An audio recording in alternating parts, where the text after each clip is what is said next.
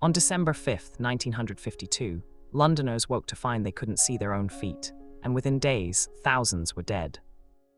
What made this fog different wasn't just its thickness. This wasn't nature's work alone. Come closer, I want to show you something. The weather records from that week are right here in the archive. A temperature inversion trapped cold air over the city, yes, but beneath that inversion sat coal smoke, factory exhaust, and vehicle fumes. The two forces locked together like a lid on a coffin. By the second day, visibility had dropped to just 3 meters in some areas. People couldn't navigate their own streets. The city had no idea what was coming. Transport ground to a halt. Buses had to be abandoned mid-route because drivers simply couldn't see. Pedestrians walked with arms outstretched, feeling for lampposts. And yet, here's the small irony. The newspapers of December 6th and 7th treated it almost as entertainment. The Great Smog, they called it, as if London had earned a badge of honor. The tone was playful, almost proud. Industrial cities were supposed to have smog. It was the price of progress. But by the second week, the tone in those same papers shifted entirely. Hospital admissions had spiked. The fog wasn't clearing, it was thickening. And people were dying, not in ones or twos, in hundreds. The death toll would eventually climb to around 12,000 excess deaths, though some historians argue the true number was considerably higher when you account for deaths in the weeks that followed. To put that in perspective, this was a catastrophe that dwarfed the Great Fire of London by orders of magnitude, yet it happened invisibly, breathed in silently. So let's count down the 5 critical factors that made the Great Smog so deadly, and understand, each one alone might have been survivable. Combined, they became a perfect storm. Number 5 on our list starts with geography. London sits in a basin. The Thames Valley forms a natural bowl that traps air. On a normal day, wind disperses pollution. But that December, wind simply didn't come. The high-pressure system that caused the temperature inversion was stationary, locked in place like a hand pressing down on a jar. Air couldn't escape.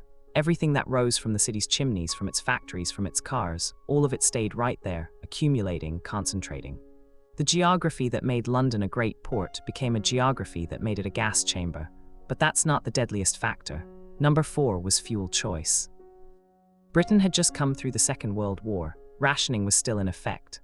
Coal was the primary heating fuel for nearly every household and factory in the city. It was cheap, it was abundant, and when burned, it released sulfur dioxide into the air, a chemical that, when mixed with moisture in the fog, became sulfuric acid. Londoners weren't just breathing fog, they were breathing acid mist. The damage was chemical, not just physical. And here's what makes it worse. Most people didn't know what they were breathing. The fog was so thick that visibility was measured in meters, not kilometers. People assumed they were just uncomfortable. They didn't realize they were being poisoned. But coal alone didn't create this perfect storm. Number 3 was industrial density. This wasn't rural smog. This was the heart of the world's largest industrial city. Factories, mills, power stations, they all burned coal continuously. The metropolitan area was a furnace. Every industrial process that required heat fed into that trapped air. And London's population was dense too. Nearly 9 million people, all heating their homes simultaneously in winter. The cumulative effect was staggering. You're looking at not just one source of pollution, but thousands. All concentrated in a space that couldn't disperse what they produced. The density made the problem exponential, not linear. But even that doesn't explain the full horror. Number 2 gets at the human cost directly. The most vulnerable people, the elderly, children, those with respiratory conditions, they couldn't escape. There was no evacuation plan. The government didn't declare an emergency until it was far too late. People went about their lives because they had to. You didn't have the option to stay home from work. You didn't have the option to leave the city. And the fog itself was deceptive. It looked bad, sure, but it felt almost romantic to some, a thick blanket over the city. The danger was invisible. People were collapsing in the street. Hospitals overflowed. But because the deaths were spread across the population, distributed across the days and weeks, the true scale was hidden from public view. The disaster was real, but it didn't announce itself like a bomb or a fire. It whispered, and that made it deadlier. But the single greatest factor, the one that ties everything together, is what we find at number 1. Number 1, the complete absence of warning systems and public health response. Here's the document that haunts historians. Look at this.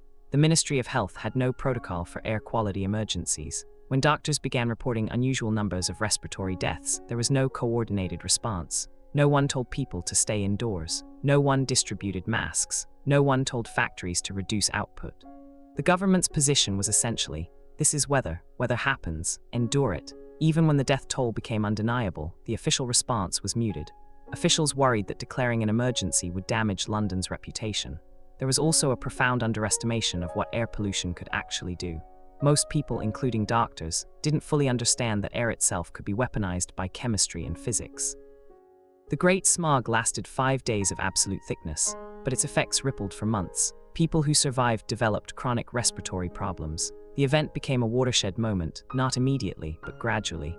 Within a few years, Britain passed the Clean Air Act of 1956, one of the first major environmental protection laws anywhere in the world. It required smokeless fuels in certain areas and gave the government power to regulate emissions. Other countries watched. America's Clean Air Act followed in 1970. The tragedy that killed thousands became the blueprint for protecting millions. What strikes historians most, standing where we are now, is how preventable it was. Every single factor, the temperature inversion, the coal burning, the industrial density, the population concentration, those were knowable. Meteorologists understood inversions. Chemists understood sulfur dioxide, but the systems to act on that knowledge didn't exist. And so 12,000 people paid the price for a gap between what we knew and what we did. That gap is what we study here. That gap is what every generation has to reckon with.